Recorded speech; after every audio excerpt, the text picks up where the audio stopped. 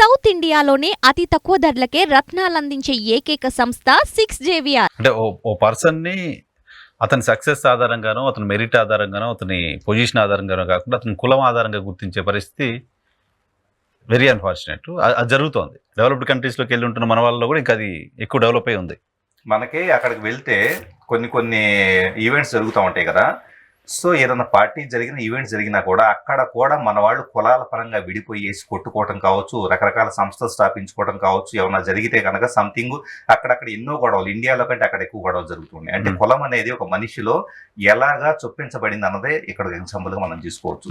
రెండో థింగ్, మరి కులం అక్కడ దాకా వెళ్ళిపోయినప్పుడు ఉంటే యుఎస్లో ఉంటాయండి, యూకేలో ఉంటాయండి, లేకపోతే వేరే గ్రహంలో ఉంటాయండి, ఎక్కడ ఉన్నా కూడా ఈ కులం అనేది లోపల ఇంజెక్ట్ చేయబడిన తర్వాత నా కులం ని నేను ప్రొటెక్ట్ చేసుకునే దురదృష్టవశాత్తు ఏంటంటే కులాన్నో మతాన్నో మీరు రక్షించాల్సిన పనిలా, కులాన్నో మతాన్ని ఎవరు రక్షించాల్సిన పనిలా. అది ఒక భావజాలం. కులం అనేది ఏంటి? ఒక వర్చువల్ థింగ్. యాక్చువల్ కులానికి ఒక ఐడెంటిటీ లేదు కదా. ఇది నా కులం అని చెప్పేసి మీరు ఊహాజనితమైన ఒక విషయాన్ని నమ్ముతున్నారు. సో దాన్ని మీరు కాపాడేది ఏంటి? మీరు లేకపోయినా కూడా దాని పాటికి ఉండాలంటే ఉండేది, లేకపోతే పోతుంది. First you have to protect your identity కదా. సో అది పీపుల్ కి అర్థం కావట్లేదు. నిజంగా అది రివర్స్ లో వెళ్తున్నారా అనిపిస్తుంది. వాళ్ళు పైకి ఎదిగిన కొద్ది ఇంకొంచెం రివర్స్ లో వెళ్తున్నారా అనిపిస్తుంది. ఈ అటాక్స్ జరిగే పరిస్థితికి ఎందుకు వెళ్తున్నారు? అటాక్స్, దాడులు, వీటన్నిటికీ కారణం ఏమిటి అనుకుంటారు? నిన్న మనం చూస్తే ఈ రోజు ఇంత మనం డిబేట్ చేస్తున్న టైం కూడా గొడవలు అవుతున్నాయి. ఎందుకంటే ఒక మనిషి డిఫరెంట్ స్థాయిలో తన యొక్క అసహనాన్ని ప్రదర్శిస్తూ ఉంటారు. ముఖ్యంగా చెప్పాలంటే కనుక ఇప్పుడు కులం అనేదే తీసుకుంటే, లేకపోతే నాకు రాజకీయ నాయకుడు తెచ్చి నా రాజకీయ నాయకుడే గొప్పాడు అని చెప్పేసి నా నాయకుడే ఈ దేశాన్ని ఉద్ధరించడానికి వచ్చాడని అనుకుంటే కనుక ఆటోమేటిక్ గా అతన్ని రక్షించడం కోసం నేనేం చేస్తాను? వెర్బల్ గా మాట్లాడతాను. ఫస్ట్ వెర్బల్ గా వచ్చేటప్పటికే పద్ధతిగా మాట్లాడతాను. నేను పద్ధతిగా మాట్లాడేటప్పుడు ఎవరు వచ్చేసి దురుసుగా ఇష్టం వచ్చినట్టు మాట్లాడాలనుకున్నాం. నేను విచక్షణ ఉంటే కనుక, ఎంతో కొంత మెంటల్ బ్యాలెన్స్ ఉంటే కనుక నేను బ్యాలెన్స్డ్ గా ఎందుకు ఇలా మాట్లాడతారని చెప్పేసి బ్లాక్ చేయడం అయితే సంథింగ్ చేసి అక్కడ వదిలేస్తాం, సోషల్ మీడియా లాంటి వాటిలో అయితే. సో అక్కడ అయిపోయింది. ఒకవేళ అవ్వకపోతే యువతల వ్యక్తి కూడా ఇంపేషన్స్ ఉండే వ్యక్తి అయితే, ఎలాంటి ఎమోషనల్ బ్యాలెన్స్ లేకపోతే ఇతను కూడా బూతులు తిట్టడం మొదలు పెట్టాడు అనుకున్నాం. ఇప్పుడు వెర్బల్ స్థాయి అనేది నడుస్తుంది. అది దాటిన తర్వాత ఫిజికల్ లెవెల్ యొక్క కాంటాక్ట్, ఓటింగ్ జరుగుతూ ఉంది, లేకపోతే అక్కడికి వెళ్ళి ఉన్నారు. సో అక్కడ ఫిజికల్ గా మనుషులు కనపడప్పుడు ఏమవుతుంది?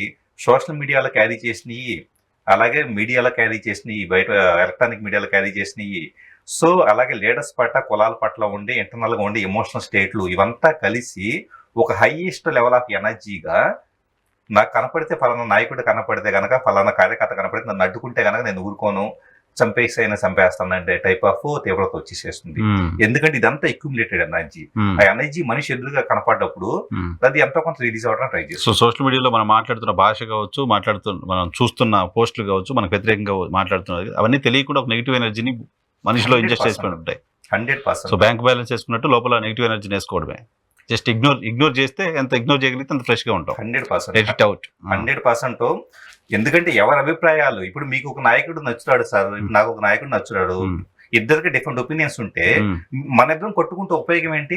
ఇప్పుడు నా ఒపీనియన్ నాకు ఎందుకు క్రియేట్ అయ్యింది? నేను చదివిన దాని వల్ల కావచ్చు, చూసిన దాని వల్ల కావచ్చు, బట్టి మీ ఒపీనియన్ మీకు ఉంటుంది.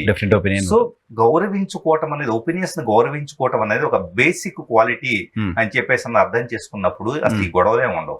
మీరు కూడా బాధితులు కదా, అటువంటి ఒపీనియన్ మీరు పెట్టిన సందర్భంలో మిమ్మల్ని కూడా చాలా పెద్ద ఉంటారు ఖచ్చితంగా. ఎందుకంటే ఇక్కడ ఏమవుతుంది, ఇప్పుడు నా బోటి వాడు ఏం చేస్తాడు, జనాలు ఏమన్నా ట్రోలింగ్ చేసినా ఏం చేసినా కానీ కామన్లే లైట్లే, వాళ్ళ కాన్షియస్ లెవెల్ అక్కడ వరకే. ఇప్పుడు ఏంటి, అవతల వ్యక్తి వచ్చేసి ఏదో బూతులు తిట్టేసి వెళ్ళిపోయాడు అనుకుందాం. తిట్టడం వలన అతని యొక్క సంస్కారం బయటపడింది తప్పించేసి నేనేం కాలేదు కదా.